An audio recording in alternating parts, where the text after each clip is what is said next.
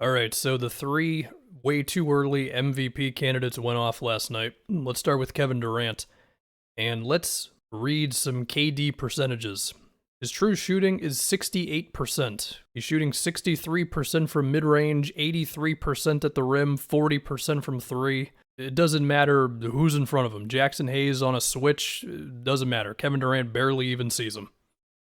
I feel like KD has reached this basketball euphoria peak that certain guys get to, where they're just so clearly better than everybody else that it's unfair. And I understand that it's been like this for a minute, but I feel like this season especially, it's just like, my God, it's this guy and then it's everybody else. I also want to talk about KD's passing. So if you look at the numbers, it would suggest that he's basically the same as a passer that he's been the past couple years, about 5.5 assists a game. But I swear, there's something about the way he flows within the Nets offense and the way that he can make these split-second decisions like this bounce pass to Blake. I feel like he's gotten better as a passer, even if the stats don't really suggest that.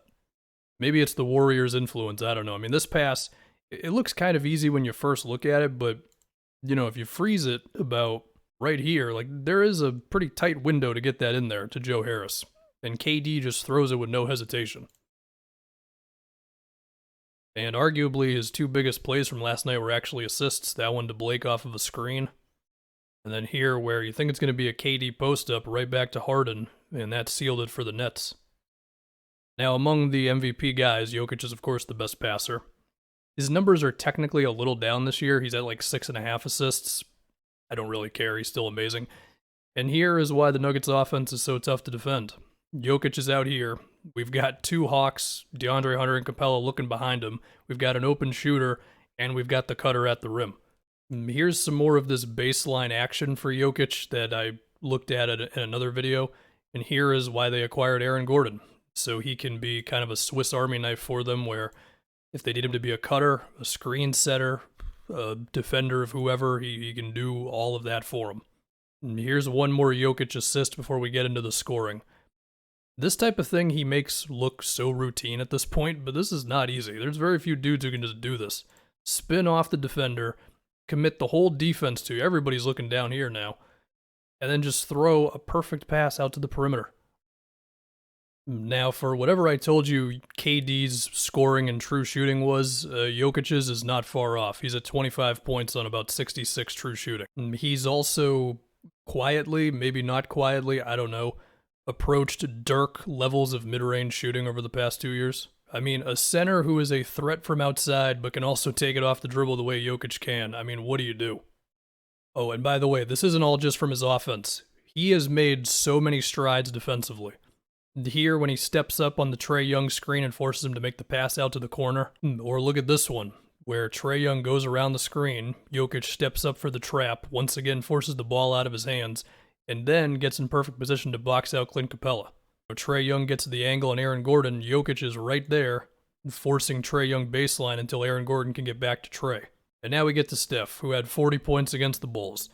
It's nice to see a team that does not fall apart when Steph Curry doesn't do everything. Remember last season where Warriors fans were screaming at Steve Kerr for more pick and roll?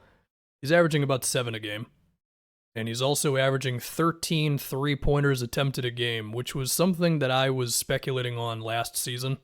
Not as if I was the only one, but the idea that Steph already broke the NBA once with three-point attempts, and maybe it's time to do it again. I mean, if you shoot 45% from three on 11 a game, what's stopping you from shooting 15 a game? And of course, Steph and Draymond can read each other's minds. They take one look at each other and Draymond knows exactly where to throw this thing. And I think what happened here was they both noticed that the defender here was just way too far back. That's always going to happen if you're playing like that against Steph. Now, because this is always fun, let's look at some Steph Curry off-ball action. Here he sets a screen for Kevon Looney, allows him to get that pass from Draymond, score at the rim. And here's another one where, if you watch Steph, he kind of sets a screen for Iguodala. Might have been an illegal one, but it allowed him to get a cut to the rim. Here, he's going to set a down screen for Jordan Poole, which allows him to get an open three. Here's one more Steph screen for you. So Gary Payton II is going to inbound it to Iguodala. Steph is going to screen for Gary Payton. And then Iguodala gets that to him for an easy one.